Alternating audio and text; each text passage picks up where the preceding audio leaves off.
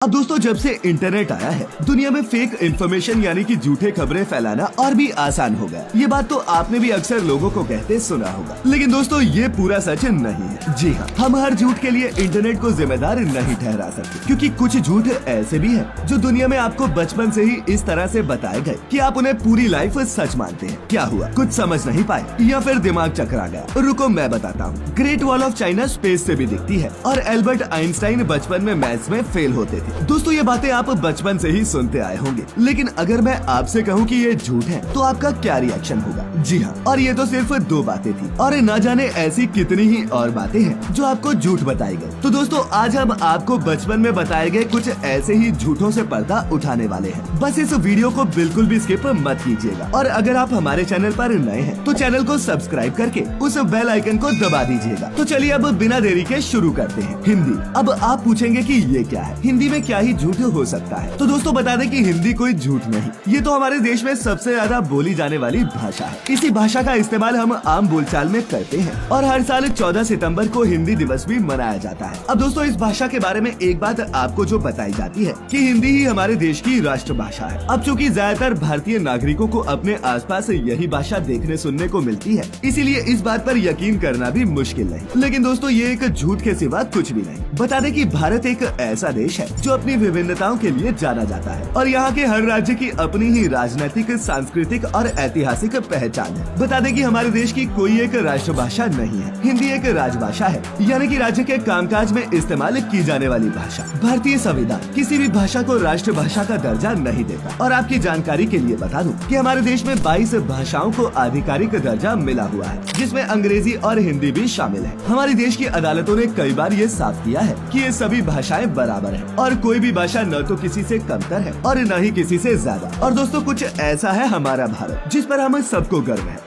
गांधी। अब मैं ये नहीं बोल रहा कि गांधी जी झूठे थे, लेकिन उनके बारे में भी बहुत सी बातें झूठ फैलाई गई। नहीं, मैं वो सड़क छाप व्हाट्सएप यूनिवर्सिटी वाले रूमर्स की बात नहीं कर रहा, बल्कि मैं बात कर रहा हूँ गांधी जी के उस विचार की जो आपको गांधी के नाम से बताया जाता है। अब दोस्तों वैसे तो उनके बहुत से विचार थे जो सटीक होने के साथ साथ बेहद मशहूर भी हुए, जैसे कि उनका ये कहना कि वो परिवर्तन जो तुम दुनिया में देखना चाहते हो वो पहले खुद बनो, या फिर ये कि कमजोर कभी माफी नहीं मांगते और क्षमा करना ताकतवर व्यक्ति की पहचान। और दोस्तों कुछ इसी तरह से आपको ये भी बताया जाता है कि आंख के बदले आंख का सिद्धांत आधी दुनिया को अंधा कर देगा। वैसे दोस्तों ये बात सही है और अहिंसा के बारे में दुनिया को सिखाती है, लेकिन हकीकत तो ये है कि ये गांधी जी की कही बात नहीं और इसका गांधी जी से कोई लेना देना भी नहीं। गांधी जी के सभी रिकॉर्ड्स खंगालने के बाद ये मालूम पड़ा कि उनका ऐसा कहने का कोई सबूत नहीं। दरअसल ये बात तो बेन किंग्सली ने गांधी फिल्म में कही थी और ये असली महात्मा गांधी की कही बात नहीं, बल्कि फिल्मी गांधी की कही बात थी जो महज एक डायलॉग था। Michael Jackson. अब दोस्तों आप सोच रहे होंगे कि यार माइकल जैक्सन से जुड़ा वो कौन सा झूठ है? तो बता दें कि माइकल जैक्सन के बारे में एक झूठ जो आज तक सबको बताया जाता है वो ये है कि मूनवॉक माइकल जैक्सन ने ही इन्वेंट की थी। जी हाँ, ये बात आपको भी बेशक हैरान करती हो,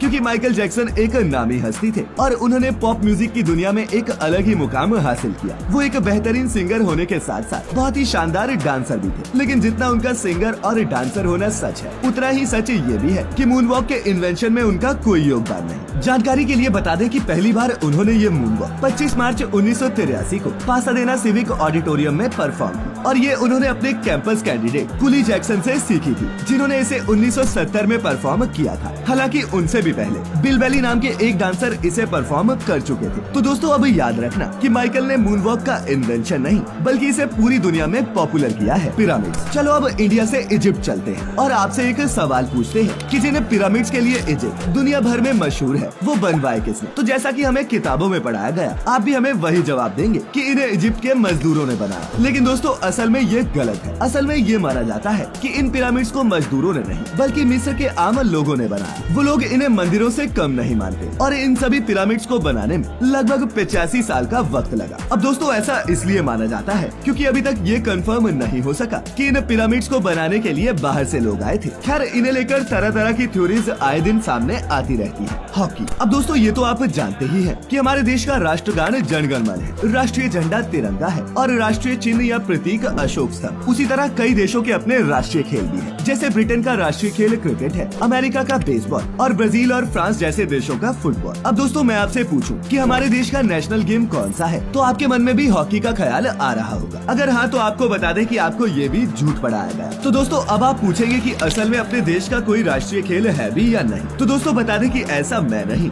बल्कि हमारी सरकार खुद बता चुकी है। जी हाँ, पिछले साल मार्च में एक लॉ स्टूडेंट ने आरटीआई के जरिए खेल मंत्रालय से ये जवाब मांगा कि भारत सरकार ने किस खेल को राष्ट्रीय खेल के रूप में मान्यता दी है। और इस सवाल के जवाब में खेल मंत्रालय ने बताया कि भारत ने किसी भी खेल को राष्ट्रीय खेल के रूप में मान्यता नहीं दी है। हालांकि जवाब में ये भी लिखा था कि सभी खेलों को प्रोत्साहित करना ही सरकार का उद्देश्य है। अब दोस्तों कोई अगली बार आपसे हॉकी के बारे में कहे तो ध्यान रखें कि अपने देश का कोई भी नेशनल गेम नहीं। Albert Einstein. अब जो झूठ मैं आपको बताने वाला हूँ शायद आप में से कईयों ने उसे अपनी जिंदगी में भी इस्तेमाल किया हो, नंबर कम आने पर घर वालों की डांट से बचने के लिए। अब दोस्तों अक्सर ऐसा कहा जाता है कि एल्बर्ट आइंस्टाइन बचपन में मैथ्स में फेल होते थे, लेकिन आपको बता दें कि बाकियों की तरह ये भी गलत और झूठ के सिवा कुछ नहीं। जानकारी के लिए बता दें कि आइंस्टाइन अपने बचपन में मैथ्स में बहुत अच्छा परफॉर्म करते थे और अपनी क्लास में हमेशा अव्वल आते। 1935 में जब एक रब्बाई यानी कि यहूदी पादरी ने उन्हें एक अखबार दिखाई जिसमें लिखा था कि आइंस्टाइन अपने स्टूडेंट टाइम में मैथ्स में फिसलती थे, तो आइंस्टाइन ने हंसकर बताया था कि मैं मैथ्स में कभी फेल नहीं हुआ और 15 साल का होने तक तो मैंने डिफरेंशियल और इंटीग्रल कैलकुलस की पूरी पकड़ बना ली थी। इसीलिए दोस्तों अगर अगली बार कोई ऐसा झूठ आपसे कहे तो उसे सही जरूर कीजिएगा। सिगरेट। अब दोस्तों सिगरेट पीना स्वास्थ्य के लिए हानिकारक है, ये बात तो सभी जानते हैं। हर फिल्म के शुरू होने से पहले हमें ये बताया जाता है और सिगरेट के पैकेट पर भी ये खतरनाक सी तस्वीर और ये वार्निंग लिखी होती है, लेकिन दोस्तों जो सिगरेट पीने वाले हैं वो नहीं मानते। अब दोस्तों सोचिए कि जब इतनी सारी वार्निंग्स के बावजूद भी लोग नहीं मानते तो क्या हो अगर मार्केट में बात फैल जाए कि सिगरेट पीना सेहत के लिए फायदेमंद है। अब आप सोचेंगे कि ये क्या बात हुई, लेकिन दोस्तों एक बार ऐसा हो चुका है। 19वीं सदी के मध्य में अमेरिका में ये बात फैल गई थी कि सिगरेट पीने से सेहत अच्छी रहती है। बस फिर क्या था, इस अफवाह की वजह से अमेरिका के 45% लोग सिगरेट पीने लगे। हालांकि बाद में ये पता चल गया कि ये महज एक अफवाह थी और सिगरेट सेहत के लिए बहुत ही नुकसानदायक होती है, जिससे कैंसर तक होने का खतरा बन सकता है। तो दोस्तों ये थे वो कुछ मशहूर झूठ जो आपको बचपन से बताए गए और जिन्हें हम में से कई सच मानते आए। इनमें से कौन सी अफवाह की असलियत आपको पहले से पता थी और क्या आप ऐसे ही किसी और झूठ के बारे में जानते हैं? नीचे कमेंट्स में हमारे साथ जरूर शेयर करें और ऐसी